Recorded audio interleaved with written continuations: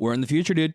Bro, you look so hot right now in that sweatshirt. Oh my God, dude, you look so hot in your sweatshirt. That's crazy. It's I so wonder where'd crazy. you get that one? Oh my God, it was on weebology.com. That shit was fire. Like, I got 17 of them, all different colors.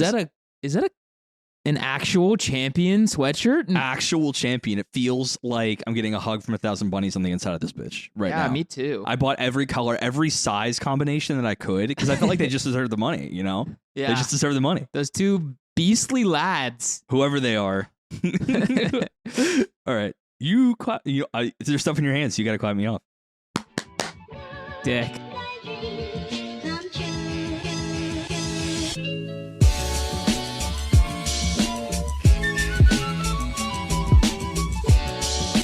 Welcome back to Weebology, everybody. Happy New Year in 2024. I am your futuristic Professor Ricky. What's up, everybody? I am Prof. Eth. I was watching stuff from CES that happens every year in January. Wanted to ask you a question. No. That is the answer. It was, do you support anti-child labor laws? And you clearly... I say put them to work early. Put them to work often. early and often. 16-hour days? Nah, make it 20. I do think I know this is way off topic, but I do think there is some amount of, like, you should be able to teach kids, like, actual abilities, but make it fun, but still give them, like, a little bit of, like, money, but don't, like, not in a fucking, like, factory, right? Right. Just in kind of like an open concept, you know, Google-esque kind of office. Sure. Really That'd be hilarious. Give them a lot of think spaces, a lot of like collaborative areas. The cry rooms that they have these days. They would utilize the cry rooms. I mean, that's mental space areas and the meeting pods. You know, I think that would really work for a child's temperament. As a developer who works in that kind of office, that's literally that. But the question I was going to ask you that I was thinking about today, looking at all this new sweet tech, what is something you're shocked that isn't like widespread or like technology that we haven't gotten to yet in 2024? For me, honestly, I looked at transparent TVs. LG just dropped OLED T, which is like an actual true looking transparent television that can go opaque or show transparent. And I would have thought we'd gotten there years and years ago, frankly. I just don't see what the actual use case for that is. It's more... the cost is, like, ridiculous. Oh, well, you know it's going to be an absolute small fortune just to own one of those now. I saw as well, I think it was Panasonic or somebody, they created a fridge that follows you around the house.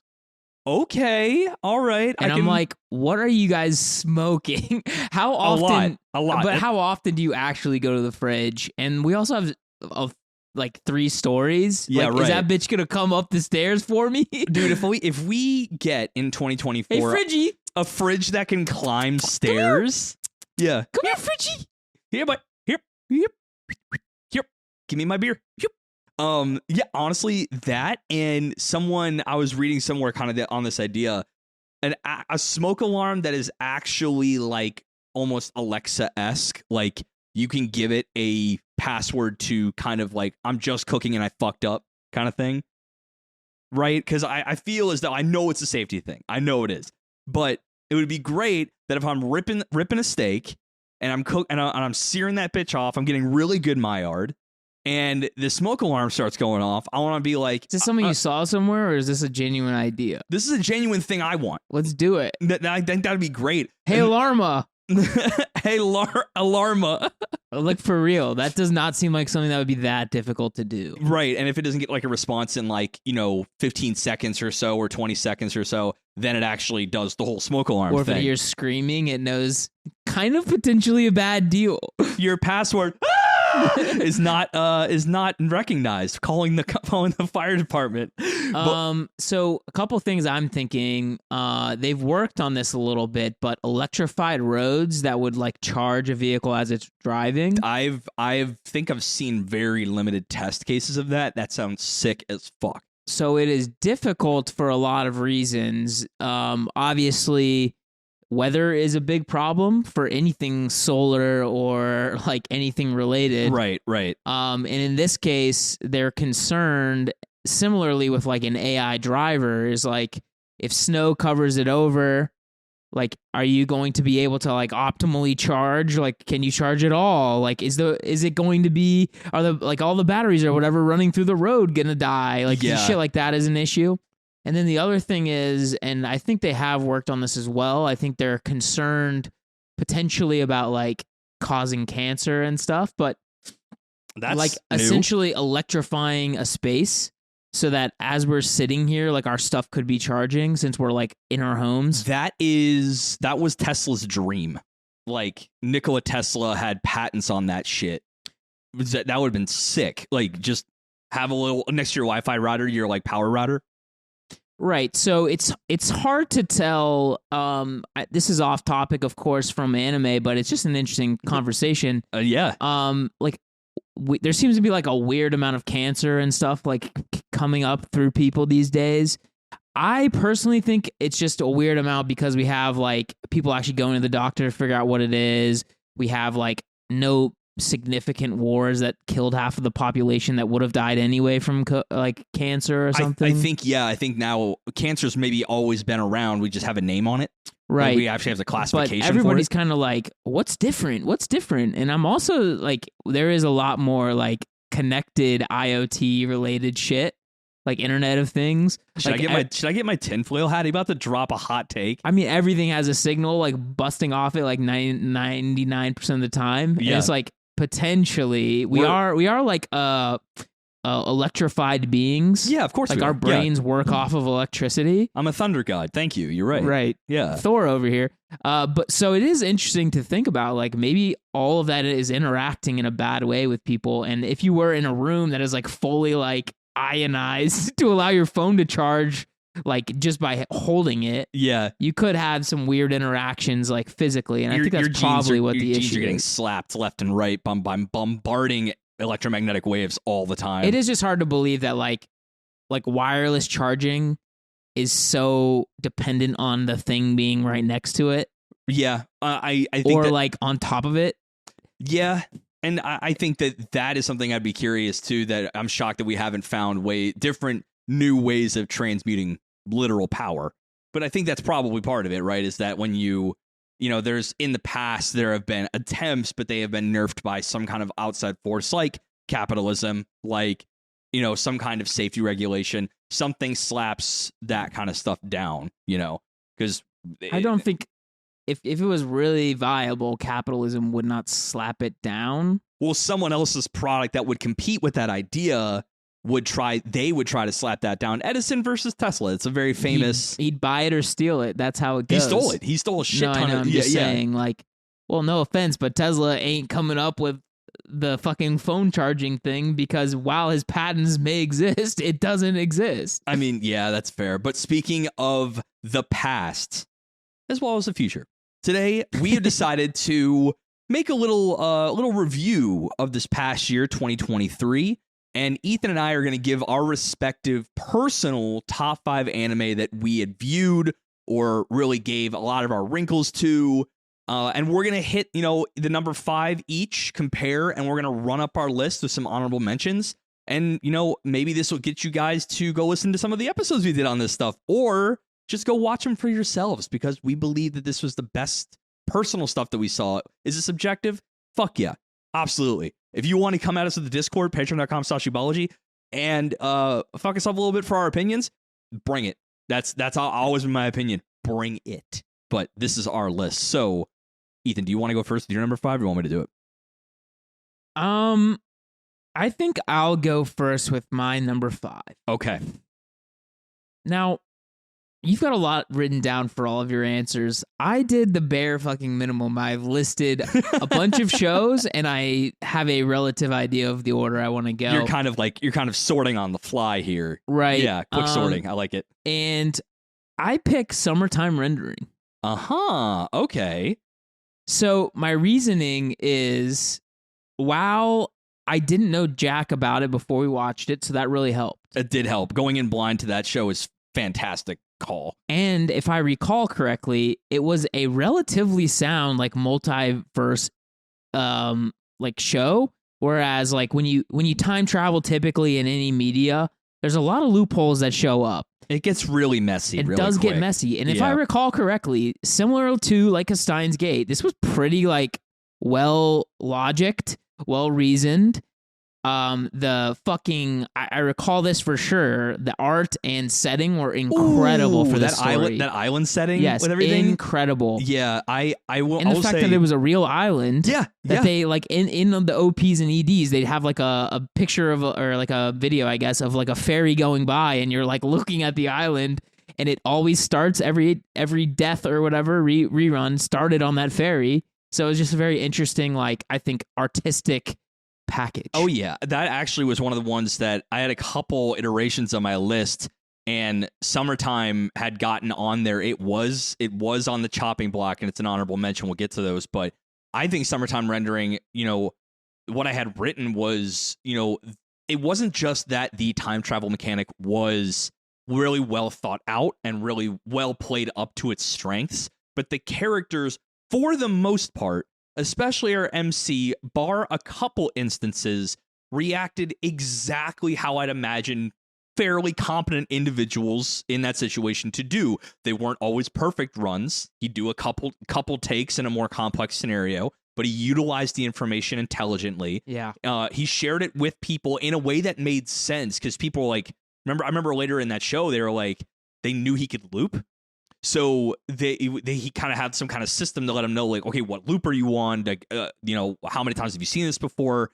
And the people were like definitely shocked by the supernatural element of it all, but also very, what I imagine, like, okay, like this is life or death. I have to take this in stride.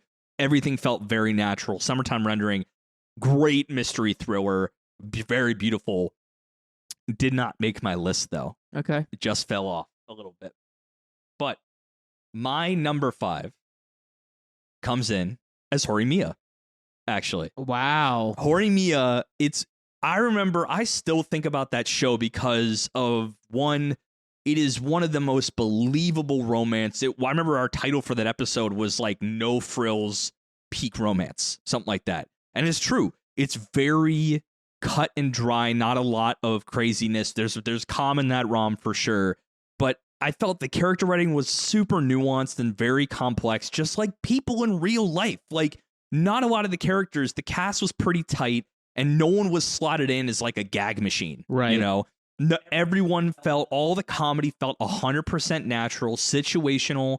And I remember I kind of went back and listened to the episode a little bit just to get the vibe. It's something that you said in that really struck. Please, come on. It struck it on number 5 because you were like, this, more than most other shows, really captures that adolescent time, right? For so many that, like, it's impossible for you, if you're above the age of like 17, to have not felt at least one narrative thread or character's, situation in that show. It just spans the entire kind of adolescent journey. So in more ways than I think a lot of other shows either fall into harem, but that's what they want to do, or fall into harem because they don't know what they want to do.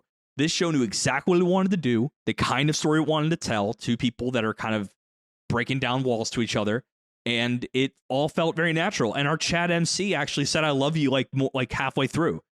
Yeah, which is great. I mean, it breaks a lot of the barriers and a lot of the, like, I would say, tropes that you expect from like a romance. They don't hold hands typically till like the end of the season, but they literally had sex at episode like 5 or something. Which, I mean, if you're a fucking high school kid, so that's what you're gonna, that's what you're gonna. I don't know. What do you want? Like, what do you want?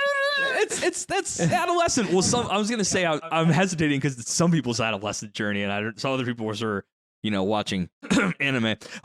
But all in all, it just, every part of that felt believable, and it was, well, I would say, like, not only the relationship between the two of them, but like even their friends, I thought were very like realistic relationships. Oh yeah, like his best bud had the crush on the lead chick, and I know I should probably have some of these names written down, but Hori, there you go. It's Hori and Mia, yeah.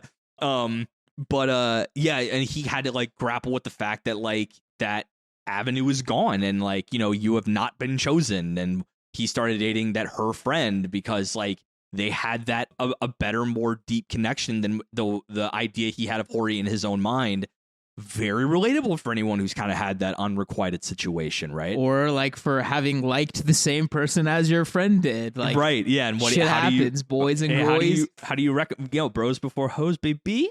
Not all the time, unfortunately. Not all the time. That is totally fair. Yeah, so I'm really, really thankful that you like that, because that was like one of those that I suggested that was a little bit of a, like a, not like a trial, I wouldn't say, but like a little bit of a shot in the dark, because it is very, very like slice of lifey. It's straight and romance, yeah. which is like not necessarily our peak, like and it's not our demo genre. Yeah, it's not our demographic. But I'm really, really glad you like that. Yeah, that's sticking right there at the number 5. All right, moving up the list, number 4. Number 4 for me is going to be Eminence in the Shadow, season all of it.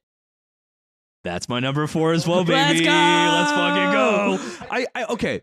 I couldn't leave it off the list. Right. But I couldn't put it any higher because it is an absolute Chuny masterpiece, but it's still a Chuny train wreck, but it knows it. It wears it on its sleeve, on its vest, and it's almost genius in the way I wrote, giving the MC all of the typical OP loadout that like your OP MC kind of guy would have, but having him think he's just playing out, just given the opportunity to play out his OP fantasies, right? It shouldn't work.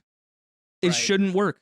There is no rhyme or reason. The last show I think I've said that about was Welcome to Demon School Iruma-kun. Yeah. In my head, it shouldn't work. But everything about Eminence in Shadow works because it knows it's beyond just subverting the Chuny OPMC. It is completely rewriting the script of like, how do you have someone here like that and still have an engaging world? Have him inadvertently be more OP than you thought. And by that, he's like writing the world as he's kind of going along, traipsing through it. Yeah, I mean, I think they do the comedy incredibly. It's so natural. They do for the people that love harems, there is a harem, but it's not like really a primary point of the show. Yeah, it's almost like the show knows what needs to be there because it knows exactly what show it is, right? This kind of show requires a harem by trade, by craft. But he's also like not buying into it at all. Right. He's completely because he's mentally challenged. Yeah, he is basically surrounded by every flavor of waifu. And he's got not even the starter pack. He's got the expansion pack. They're frothing. He's got the DLC. He's got the entire Game of the Year edition for harems. But none of them. He's got the SysCon. He's got it all. He's got everything. I did want to say what is interesting. So I started reading I guess it's the manga, digital manga for this. Okay. It is not exactly the same as the show, but it is very similar. And then the light novel is evidently nothing like the show.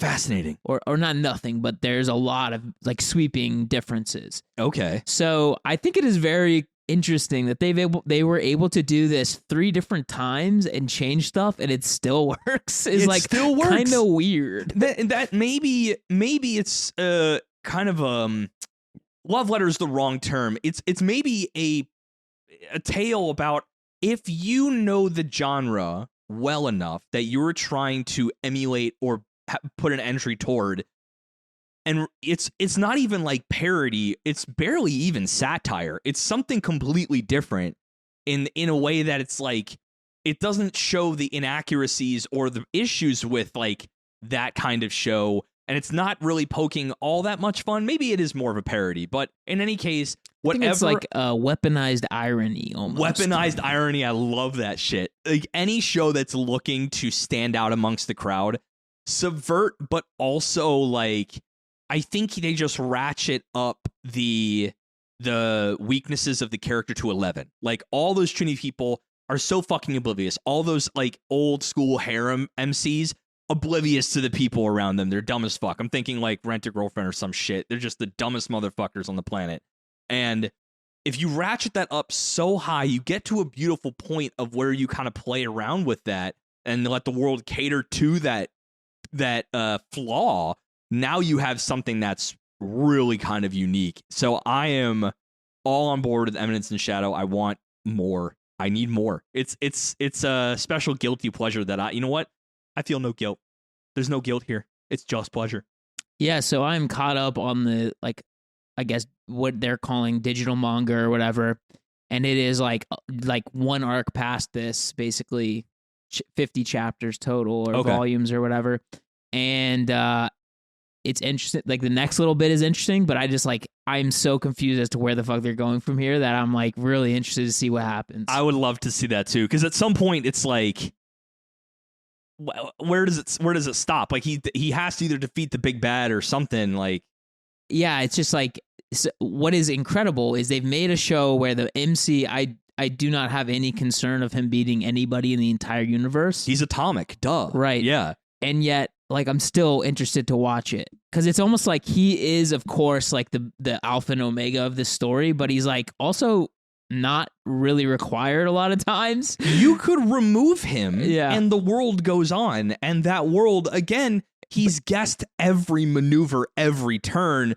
on accident, because he's just, and literally it's just his chuny fantasy is the reality here, which I think is the tongue-in-cheek part. Right. Is that, you know, he accidentally fell into a world where he could be that, and the power aside, I'd find it very interesting if we had a show where the person wasn't OP but still did what Shadow's doing, where he guesses everything, so everyone just thinks he is this 10,000 IQ strategist. So you basically have him sitting there like, okay, what's next? What's our next move? They're going to attack here with this force and this. And then all the muscle and all the action in Sakuga are like his squad. And they're like, dude, you were so right. And he's like, I don't know what the fuck I'm doing, dude. Fuck me, dude. There's probably a show out there like that.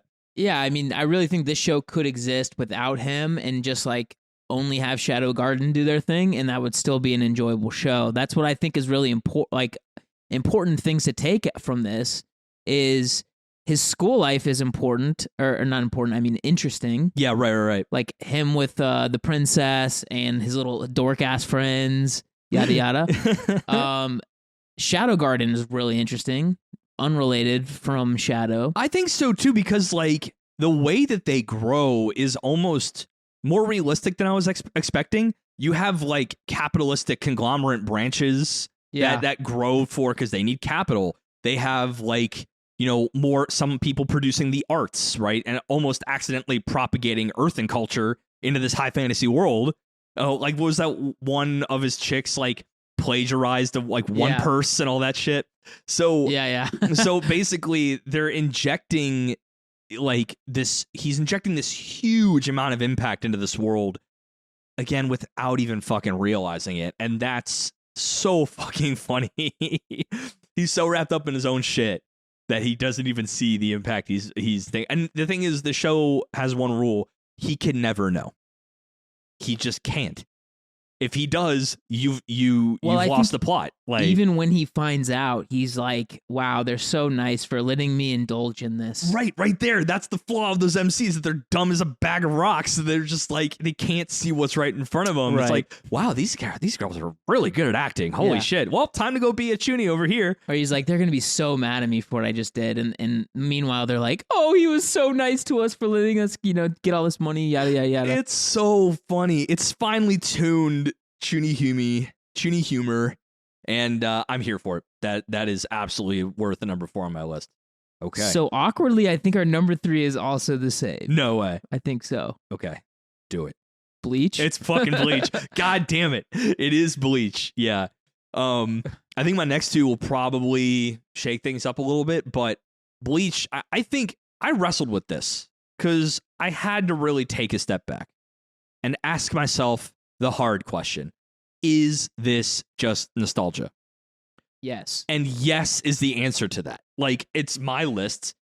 Fuck you. But don't leave, please. So basically, I was like, okay, so why does it deserve number 3? Let's try to put that one aside. Some of the strongest action this year, both in animation and choreographing. Like, certainly. Incredible amount of love and care put into this. This is also something that it's getting like the Kubo treatment, where it's like he's actively using this adaptation to revisit many elements of the ending And that Right. arc, because of the way that, like, I think it was shown at Jumper, or the powers that be was rushing him to an ending, and he was like, I imagine kept that up at night. Like, Tai Kubo's master work in his own mind is like, that's not what I wanted to do with this. So Right. he's taking the opportunity here to be very involved. And we've already seen some extra stuff like Squad Zero Bankai releasing. That was not in there at all. So that whole fight, everything that comes after in part 3 is completely fresh, but it's still out of the creator's brain. And he has already said he wants to revise the final part of the arc very heavily to give like Ichigo more time to shine, and it doesn't end like this weird abrupt that we know it does. So I think it deserves, when you have one of the greats of like mangaka writing, at least in shonen in modern era, coming in and really giving it love for love's sake. That's a rarity that you don't find often, I would say. Yeah, I think there's something that's felt like it's missing something for me. I think it's like, what I have loved about Bleach forever was all the connective tissue between the arcs. Yeah. So like, people aren't gonna like to hear like the slice of life shit, but it's not that. It's like the impacts that all of these things are having on Ichigo as a human being. And you see that through like the interstitial stuff a lot of times. Yeah. So between, like, for example, the end of Aizen and Fullbringer, when he's lost his powers, like, he is at the absolute minimal lowest part of his entire life.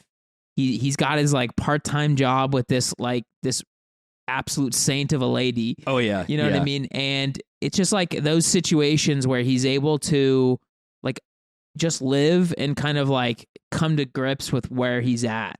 And another example would be like a situation where you are frankly one of the strongest beings on the planet and in any realm, yet you have decided to give all of that up, to give your like the rest of everyone a chance to continue and to survive and to like live.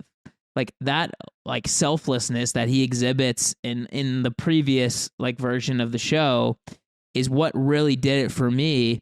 And of course, like, that's not the idea of this arc. This arc is like sort of like obviously 1,000 years in the making. It's basically, how do we tie up all of these like weird loose ends that are all somehow included in Ichigo? Yeah, I find it that this arc is like, we've talked about it a bit on the episode. You can go listen to our episodes on the 1,000-Year Blood War. It's more like the Shinigami's years of rigidity and the way that they've operated coming home to roost. Exactly right. And that is very well said. And Ichigo being this new entry, and he's like, he has this dual history.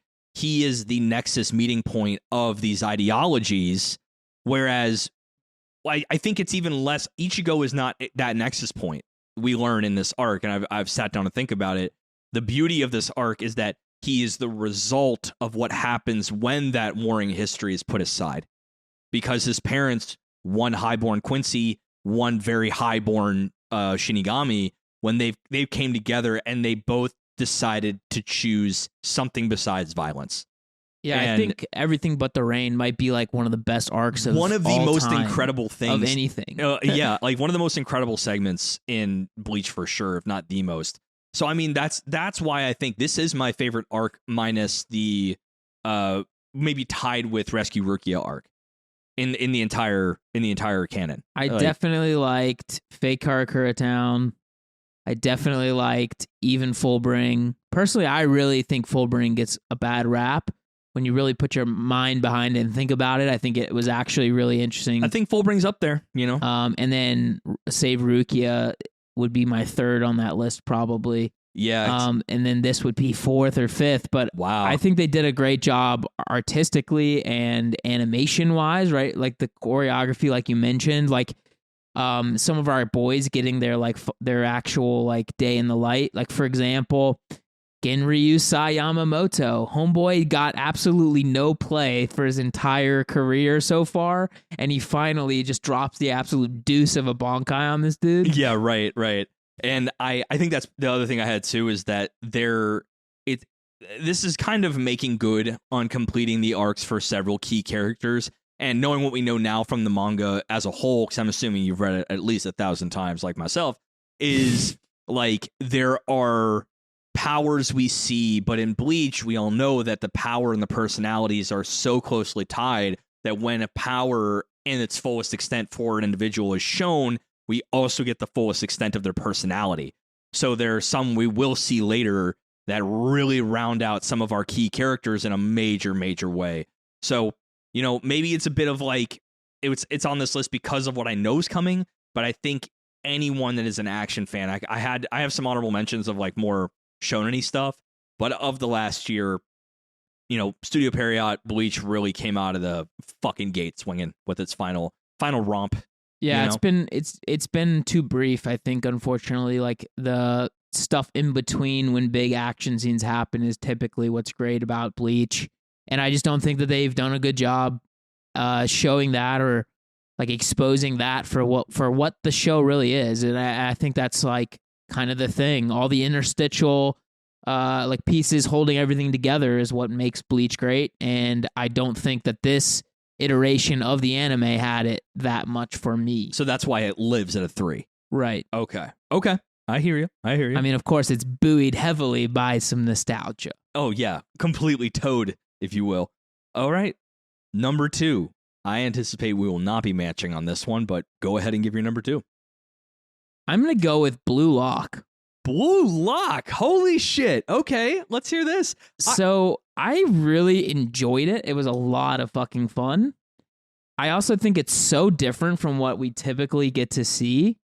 I think, like, obviously, you think Kuroko no Basket's relatively similar, but it also isn't. It isn't, though, and I think I respect Blue Lock for what it did, and I, you know, in our episode about it, I said this up and down, but as a reminder, it completely shat on the conventional idea of Japanese cohesion and sportsmanship entirely. We recently watched Overtake, and even in a sport, in a solo combatant, quote unquote, sport, you had so much camaraderie, and any kind of like beef that you had between the competitors was pretty well placed, but also pretty like the worst it was just it got is like people would come over and pout. There's no like, sap. All right, chicane. Yeah, right. You slow punk. Yeah, chicane. You're just a fucking obstacle for me to come over, and then they're basically like, and oh, like fuck. In 4 episodes, they're like, JK, we're BFFs. Yeah, we're besties now. So I mean, like, Blue Lock said, fuck all that. You are in a fucking death match with 300 other people, and the one who comes out of here alive is going to be guaranteed to be the best striker of all time in the world. Period. End of story. Scientifically proven. Right. USDA choice cut Not grass-fed US. beef. JS, maybe. JS. But I love the idea of Blue Lock. It is pure chaotic energy. Like, yeah, and I love also the impact it had on like the real world. Like, coming, you know, kind of together the same time as a World Cup was genius. That was an intelligent move. Yeah, having it sort of like the mangaka getting involved in like the national teams liveries was really interesting, or kit, I guess, if you're British. Oh yeah. I don't know, just like the impact in general that it had, I think was really, really interesting as a show, but also you like love to see that too, right? It's just stuff that I never watch football or soccer. I think it's a boring ass sport to watch personally. Fun to play, very, very boring to watch. And so like being able to get a sport that I'm not really all that interested in and like hyping it to 1 million and also doing the like making the training interesting was like very, very cool. I think a lot of sports anime can go 2 ways, right? It becomes this entry point like a Haikyuu, like an Ippo, maybe more like at times a Prince of Tennis, which it does deviate very quickly from that. Or it just is like, we're an anime, we're nowhere in anime. The sport element of it is just a backdrop for some more insane shit. Right. That is Blue Lock, that's your Kuroko Baskets, that is your later Prince of Tennis. Like, and I mean, I love either direction it takes because sports writes the drama itself. The way that I loved Blue Lock for what it did is that it didn't just inject the sports drama. it came over with a little suplex with another injection of death battle style competition. If you want some high fucking octane content, Blue Lock is like the distilled version of high octane syrup. Right into your eyes.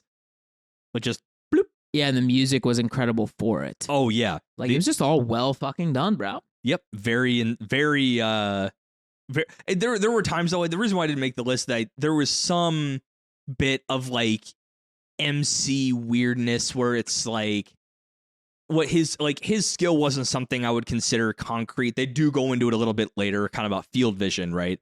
But the way they described it, I'm like, all right, get out of your butt just for like 5 seconds. It was a little bit oversauced in the way they delivered his specialty, I'd say.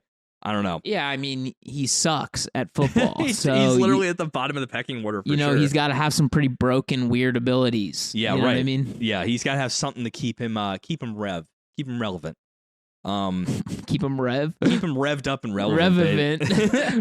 So what's your number 2, my guy? My number 2 is Bochy the Rock. I figured it was probably on your list. Yeah. I know that it didn't make mine I think I just don't really recall much about it, which is not a good sign. I think that was the sign for me, is that I could tell you shot for shot Hitori's like actual goal, like the journey that she goes on. And so, I mean, but you're also a music boy, so it's very possible that you have like a little bit of a personal attachment. Everyone knows I am artsy and also fartsy. This is who I am. This is the man that I've become. You do not want to come around the lab. It is just pure fartsy. I'm just ripping guitar licks and ripping shits. You feel? That's how it goes. We are a classy show. Yeah. But I think Bochy the Rock is like an incredibly endearing coming out of your shell story. I mean, Hitori's social anxiety, while I don't think I've ever in my life experienced it to that frequency or degree, there is still something incredibly relatable, I think, about her journey to take those risks. And I love the way that they kind of frame it because of her hidden, very honed guitar talent, that her doing it alone so much has made her, and how often she spends alone, makes her incredibly talented, an absolute shredder of the best of them. But she can't play in a band, and that's her goal. Her goal is to do the thing that she can't, but she has all the skills to pay the price of entry. For sure. Yeah. So, I mean, the way that the show's writing, the stellar character dynamics and the writing, you know, it's very rare that even the littlest steps that Hitori makes, you know, finally, like, I think it's not even orders a drink, but like tends the bar to one drink and finally finishes a sentence and completes a transaction. And I remember being at the edge of my fucking bed, like watching it, like, come on, just tell him thank you and give him the change. And then just like she finally, like, you can see on her face, her friend's face, everyone around her is supportive. There's a rare moment of hype that I felt only a couple or several times this year. And one of them is something as little as when Hitori finally, you know, goes to a cafe, or finally does this, or finally, like, has a full conversation and shares her ideas. So for that to be, you just can't help but root for her. So yeah. that's definitely why it's gotta live at the number 2 for sure. Yeah, and I think, like, for me, I could not get behind being that socially inept. I think it's a similar reason why I just do not care for Comey at all. Oh, okay. Right. You almost feel it's too far into the extreme where it's like, I mean, I've met really socially awkward people, but they can still, like, have a conversation. I know there is obviously people out there that cannot. Right. But it's just a situation where, like, I have some social anxiety, but I'm evidently massively far removed from a situation like this. I guess case in point, we're literally doing like a video right now. We are putting ourselves out there to clearly millions, all the millions that are watching. Don't look at the views. Yeah, don't look at the Jesus views. Christ, don't what look at the happened? Views. But I think I hear you on that one. I think what really sold it for me is that even if you can't relate, the way that the show portrays Hitori's inner monologues, different art styles, completely different experimental art styles, to show her state of mind in certain cases is so well done that if you can't relate before, this show gets you very close to actually living, breathing that kind of social anxiety and the internal, like, absolute, like, whirlwind that's going on in your head if you're in that situation or have that kind of mentality. So, you know, it's rare to have a show that really goes balls to the wall and kind of, you know, letting you in inside the mind of someone like that. So, okay. Yeah, I think it for me is just a worse Azakin. Okay, fair enough. And so I loved Azakin, but I just didn't vibe. I also am like not musically gifted at all and really have never cared to be. So it is not really my target demo. That's totally understandable. I think before we do number ones, let's rip off some honorable mentions. I have kind of a lot. Okay, rapid fire. Things that maybe could have made the list, but deserves. How about I do one, you do one? Just we'll bounce it, dude. Okay, Uncle from Another World. Absolute banger of a show. I thought it was great for what it was. Oh my god, and it's exactly what you like want to do, right? You have an uncle with all these fucking powers. Throw that bitch on YouTube. Yeah, throw that bitch on YouTube. Let's make some money. I've been preaching about it last couple of months. Undead Unluck. If you haven't watched it and you want something to turn your brain off to a little bit, it's fantastically animated. David Productions is fucking killing it. The power system, I'll praise it up and down, is one of the best of the year. It is very unique. It is very meta, but it has its own rules. It's still a hard system, even if it is high-minded. So yeah, if you like fights, you like David Production, Undead Unluck can't be beat. Overtake. Yeah, Overtake was on mine too. I think it is going to go down as one of the most underrated of the season. For sure. Maybe year. Right. Well, yeah, that's what I meant. Oh, year. Yeah. But I do not think that I am comfortable enough putting it in my top 5 just because, like, it was very recent. It also, like, great show, but I know that I like Formula One. So I'm concerned that I have bias toward it. Of course, that did not come into a play at all when I was talking about Bleach, because I acknowledge that and still support it. I think that's my thing too with Overtake is like, it was a very, very well constructed package. You will leave it feeling good. It has a lot of very fun characters and a lot more depth than we were expecting. I think I had to kind of remove myself a bit because of how taken aback I was with how serious of a quality contender this was. Right. So, but then if you stack it up against all the heavy hitters of the year, you're like, yes, it is definitely tops. It will definitely be overlooked. And it's objectively, it could go on a top 5 list of someone, and I'd be like, yep, absolute seal of approval. Nailed it. Like, I totally for sure. agree. Yeah, but right here, it just didn't make mine because I'm not thinking about it like I am these others for sure. I mean, also the fact that it's only 12 episode total. Right. Would be a kind of a demerit in my book, being like, what we got was great, but like one 4-race season is maybe not enough for me to be like, this was the tits. If there were 3 seasons of this out with the kind of character development and writing, we would have a different conversation, in my opinion. Or if we saw this bitch going up the ranks. Oh, yeah. Formula 3 now. Now I'm Formula 2. And now I'm Formula 1, mate. Actually lean into the sports element to it. The underdog story. I like that. Yeah. Okay. Baki. Got to put it on the list, buddy. Wow. Baki's got to be on it, man. I mean, like, it ended this year. So we got like the full Baki the Grappler, like, or Baki Hanma story, excuse me, with his father and everything. I think it is one of the weirdest, most intensely out there kind of shows I have ever seen, and it works to its effect. I mean, they're from Kengan Ashura to Record of Ragnarok. There are shows trying to emulate the magic of Baki, and it shows. It's really up there if you want something pretty gory, pretty weird. But I still am behind the fact that Kengan Ashura is better than Baki. We got so much shit for that opinion. Yeah, but they're all wrong, so it doesn't matter. Yeah, I think it was interesting. It was just Baki being Baki, doing Baki things. But Baki being Baki, it baby. is a little frustrating that we're like 6 seasons in, basically, and he still won't fight his fucking dad again. It's like, the entire part of Baki Hanmo is supposed to be like, I'm fighting dad. But he did fight his dad. No. He eventually fought his dad. I don't believe so. The final bit of the entire show was like 4 episodes of him fighting his dad in the street. Okay. Yeah. So it wasn't like a formal arena fight. This is post pickle. This is the post pickle era. Yeah. I don't think I watched this. Bro, go fucking watch it. It's the most Baki shit you've ever seen. Okay. For sure. Well, they've done a very fucking bad job of telling us what is going to be in the specific season. They're just dropping shit randomly and not saying anything about it, which has been very difficult to like stay on Baki train. Yeah. That is fair. I only pass it because we're not going on Netflix anymore to like watch shit routinely. So I'm like, I'll actually have to take a moment like every other week to actually go into Netflix and see what's good.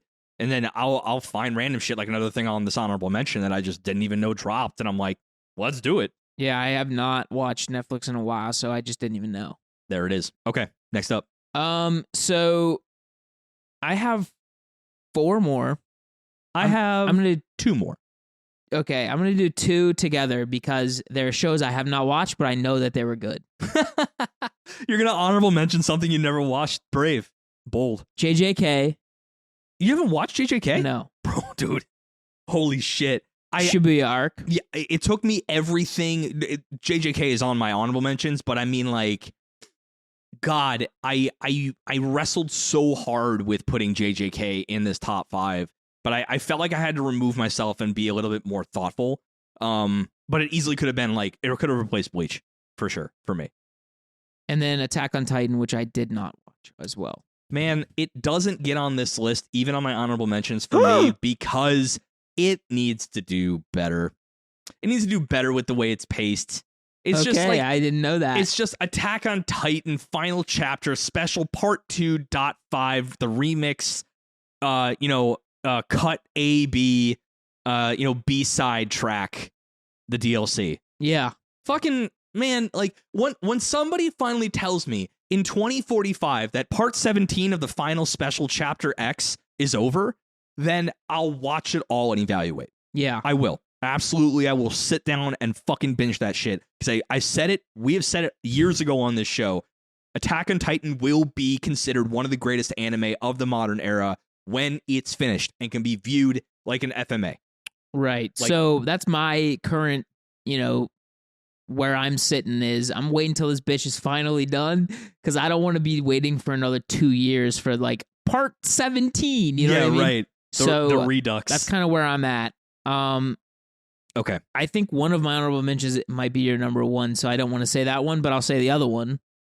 100 Girlfriends. Okay. Actually, pretty okay show. Okay, you know what? That's really solid. That's on the list. I'm doing Insomniacs after school right now. Better than it should be, is what I'll say. Okay. I don't think you're going to enjoy it, to be honest. I love that you at least put it up. Look, man, flop on the table, cards on the table.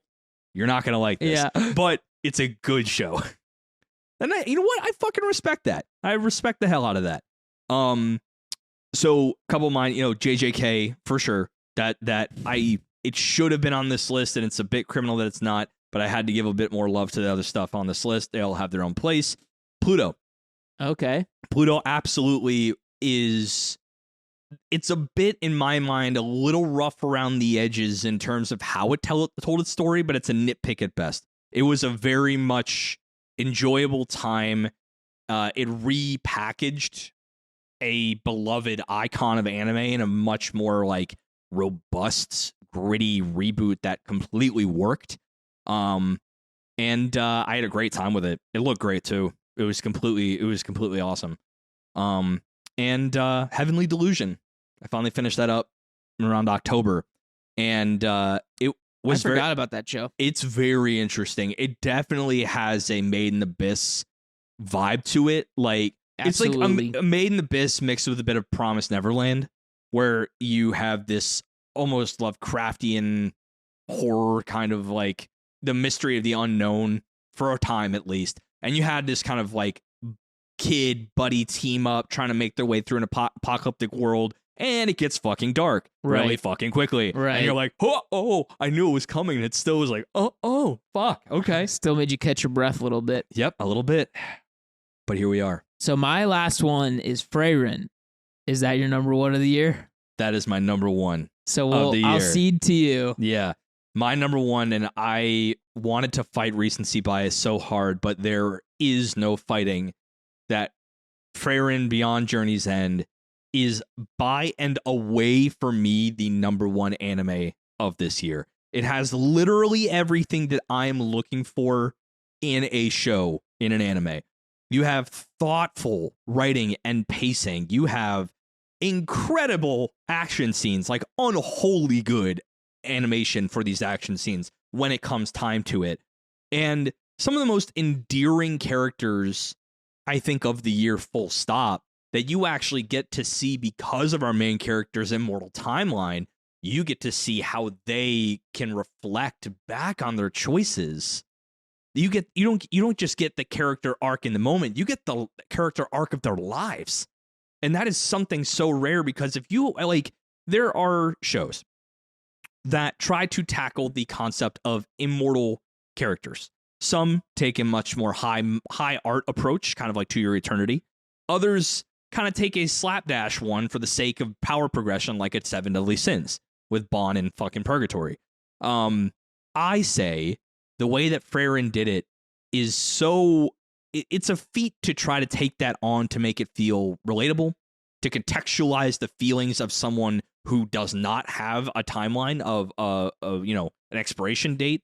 This show made it feel like a cakewalk, like absolutely natural. The way that they interlaced her past with the present and the real human emotions that can come from someone that is so far removed from the human experience.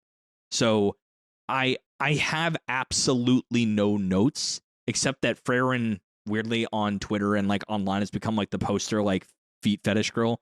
It's just how, I don't know what you want from me. It's just everywhere now. I have not seen this once, so that's really interesting. I am on a lot of anime subreddits. You're on a lot of something Reddits. Well, hey, relax, man. So I agree mostly with what you said. I think it obviously is a contender for anime of the year. I just was concerned about recency bias, first of all, because that was like 2 weeks ago, 3 weeks ago. So it's still cooking, dude. Yeah, so it's like pretty recent. And then also, not an insane amount happens in the show.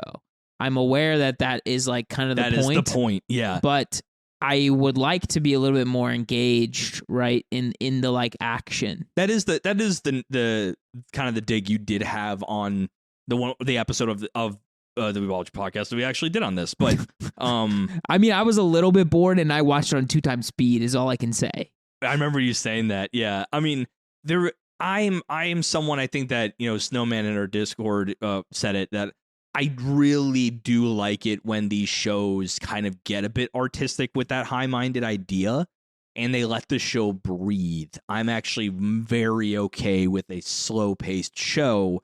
You got to make it pretty. Freyrin's pretty as fuck. You got to make it, you have to make it engaging in such a way where there's like reflection, right? And there's a lot of reflection in this show. So I hear you. It is slow, but I think it is so meticulously purpose-driven slow. It was meant to be that from the rip. Yeah, I mean, it almost like, I think via like coloration and like, I don't know how they sort of made the vibe feel. It almost is like a Disney / Miyazaki movie a lot of times. Fuck with it. And so every movie in those spaces are pretty like subdued and slow for a lot of the show or movie or whatever it was, right? Like I think like Bambi.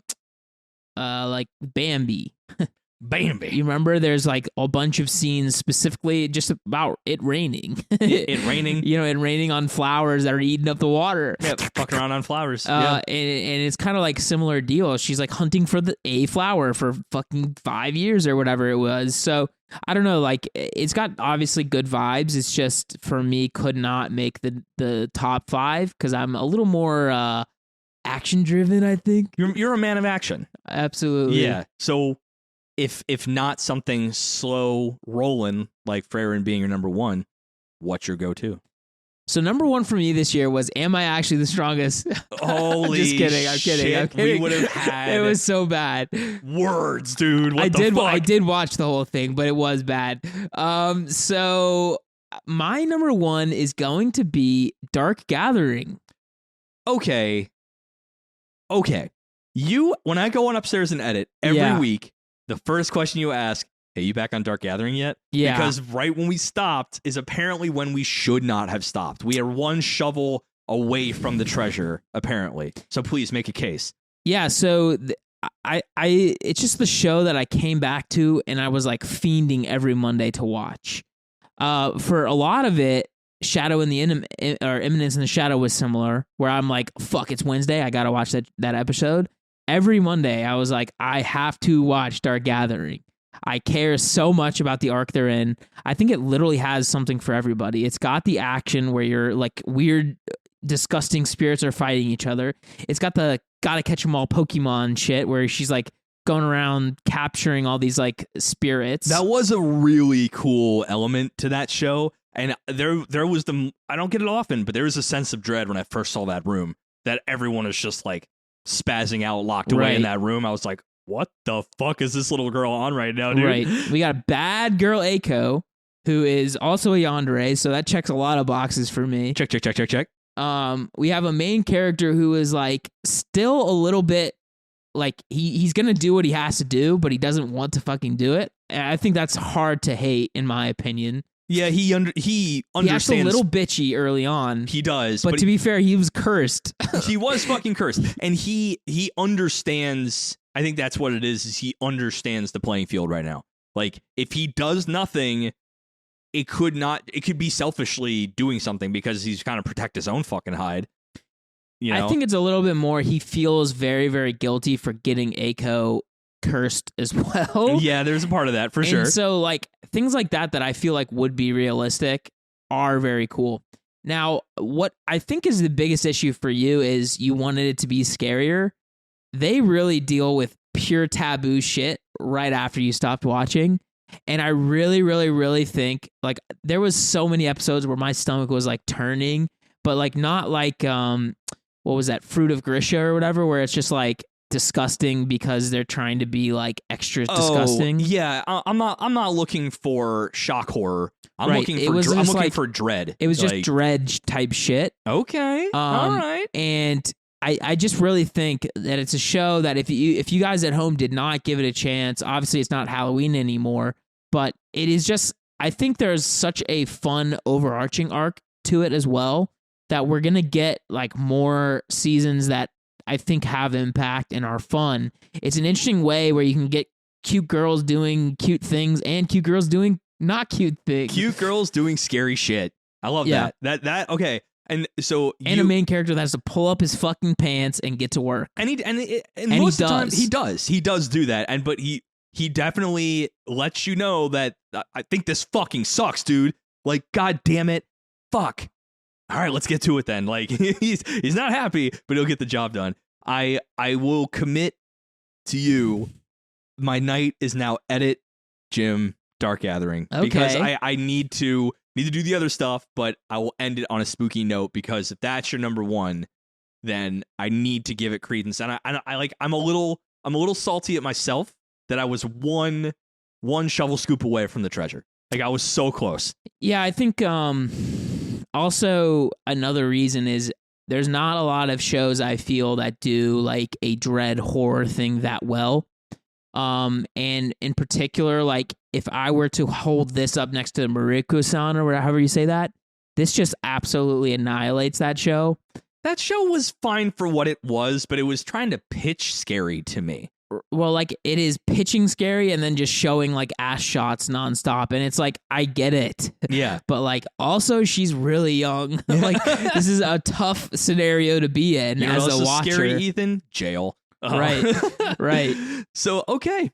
That's really that's the list. That's our individual list. We aligned on some things. We deviated right at the end there. But 2023 it was hard to make that list. 2023 was... I'm surprised there was no Mob Psycho action from you. Now, I went and looked. I had finished watching it before last year started. We just did our episode in January of last year. Gotcha. I was already weekly on it. Like if we did this for 2022, Mob Psycho season 3 would have been top. Like Okay. easily top. Interesting. But I had to give it like what I viewed this past year. And here's the hoping 2024 is looking pretty fucking stacked as well. We got a lot of things that are on the burner that are looking to be incredible. And solo leveling is... Yeah, so let's talk about this quick, just very fast. Yeah. I kind of want to do like a weekly update almost, solo leveling at the end, because I almost felt like I did that a while with the manhwa. Yeah, I think in 2024, let's do that then. I think every week, give a little bit of solo leveling, what happened, how we thought of that, just to open things up. The solo check-in, we'll make that happen. Yeah. So are we doing that right now? Sure. Yeah. So they added something, and I wondered if you noticed. The entire thing with the Jeju Island did not show up until much later in the actual manhwa. Yeah. And so at first I was like, why are these people here right now? It was a little bit confusing to me initially as someone who like read the fuck out of this manhwa. Did they like re-pitch it back to be a flashback? Right. So they're changing a few things to add context that they thought potentially people did not have. And like, for instance, when you read it the first time, they'll mention like the disaster at Jeju Island or whatever it was. Yeah. They'll say that in passing as you're like scrolling, and then you're like, what the hell is this disaster they keep talking about? But to my sensibilities and opinion, it wasn't like they really needed to spell it out for me. Like something bad happened, people died, you know what I mean? See, I think they should have taken a page, and they almost sort of did anyway, out of My Hero Academia's book. I remember that first episode, we just got a quick thing, 45 seconds from Deku's voice actor saying, about 3 generations ago, we got ourselves like genetic powers that we call quirks, and from there 80% of the population have them. Now people are like, the hero industry is now major because they combat superpowered villains. Done. They made the decision to do the island disaster a flashback, but then also give us a rundown on hunters and gates and dungeons. So I'm like, to your point, yeah, you already did the thing that you needed to do right up top. Why did you have to do that?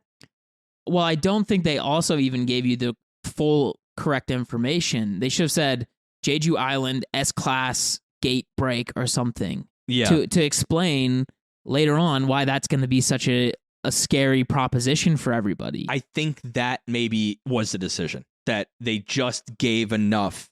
So I think too much information or not enough. Yeah, right. That's where I'm at on the episode. I feel I was like waiting for the smile at the very end, and we never got it. We never got it. And so that's where I'm at, is like episode 2 better just pop the fuck off, and it will, of course. I mean, the animation A1 is incredible. It looks good. Full sending. You know, the Chung-gong, or I think this is, who is the original manhwa artist? Oh, that I don't know. But he basically was not shy with gore, and neither was A1. And Yeah. this needs to be the first 3 episodes. I said in the Discord, is so fucking crucial to set up what the real stakes and the true unknown of these dungeons, because all these humans, all of them, are like, this is like, we can sell, we have a whole economy, like a hunter economy, and you know, we can use these as power sources. They have all these human agendas for the dungeons, but you don't like this first part shows you truly how terrifying and deep that they go. Right. And humans have no fucking clue what's coming. Like, so they need to pop off. I have high faith that the animation's going to pop off. The facial character design, really spot on, really good. And I love the voice casting too in sub. Really well placed. I'm here for it, man. Like, I mean, episode 1 was solid. I just was waiting for just that one extra little thing, and then I would have been like, all right, we're good. This is the Ollie. Next week's the Oop. Right. Like, we need that. I think next week is going to be when we actually see the finishing of the first act for our boy. Yeah, I think what I'm really interested in is how they're going to do the pacing, because I think it's going to be tough, because like when you actually read the manhwa, like you can read really far really fast, and they cannot do that. I don't know how they're going to make that all work is my biggest issue at the moment. Yeah, like are they going to add connective tissue showing him leveling up in a montage style? Because we do get snaps, right? Big moments. And he changes physically very drastically. Right. But that's going to be something cool here, is that his character design is going to morph as this show goes on. So I think they probably can pace it exactly as the manhwa did, with a couple bit of connective tissue, really just show, X days later, X days later, X days later, and just hit the big points. It's just been fun to be back in the world. God, I remember where I was. Like, I was in my desk chair a couple places ago reading that first chapter, and like it almost felt like a dream-like fugue state, because then like I saw it animated here and it had like that brain fucking blast of like, holy shit, I remember being there at the beginning of this story. So I'm seeing Hey-Cha, I was like, oh, my bitch is back. You just clipped that is the most wild wave. Yeah, that's not a wave. bad. That's not a waveform. That's a block form. Yeah, that's sorry. just a block. Pure screech. But yeah, we'll give a little touch on it. I think we'll start episodes with a little bit of like, how'd you think about last week? Give it a little bit of love. Move on. But yeah, I think that's it. Thank you guys all for coming to class. Yeah. Please check out our YouTube, which I have been uploading on. You've been like, comment, and subscribe. Absolutely cracked out on that. Particularly commenting would be ideal for me in subscribing. There are 209 of you currently. Thank you for that. That's pretty nice. Yeah, that is actually really nice. Considering I didn't upload for basically 6+ months. Yeah, and right. yet we still somehow gained subscribers. So I really appreciate that. Hopefully you guys will feel that the content on there at least is being put out more, I guess, on a schedule. I'm trying to get these episodes that we do either out on the Monday we do them, or the next day, Tuesday, ideally, because sometimes it's just hard when we do really late episodes. Yeah. And then a catch-up episode essentially on a Friday. So that will be like, I have all the videos, I have all the shit in the backlog. A lot of them are already done, to be honest, and they're just scheduled and ready to roll out on Fridays. So you'll have, stuff like, for instance, in the Discord, people have said, I want to watch you guys physically talk about the history of anime episodes or whatever it would be. Those will eventually be popping back on there. And of course, I think those are actually some of our big hitter episodes that will do well, hopefully. Absolutely, yeah. Look at you out here fucking creatively cracking off like crazy. I've decided like 2024, I'm like actually going to try things. Oh my God. I know. I took a really like hardcore break in general in life last year. I was doing okay, like money wise. So I just like chilled out. Oh, dude, you just need that sometimes. No, nothing wrong with it. Right. Yeah. So, but this year I'm like actually going to try to do things and build things and see what happens. Just hard rev it up. Yeah.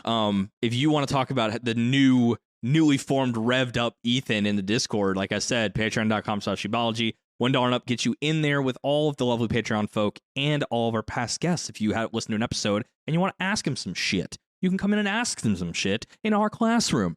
If you want to get a link tree to anywhere we've already talked about, or contact us on socials, or just say hi via email, maybe a little bit of merch.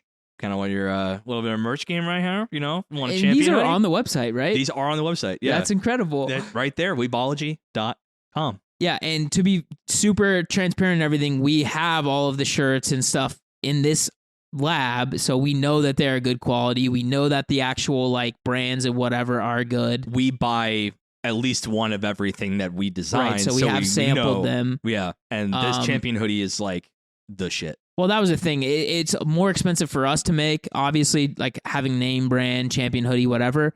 But I wanted it to be an experience where you put it on and you're not like, I'll never wear this again. I wanted it to be something that you feel like you could go back to and you would want to go back to. That's the other reason we came up with this new logo, essentially, for specifically the hoodie.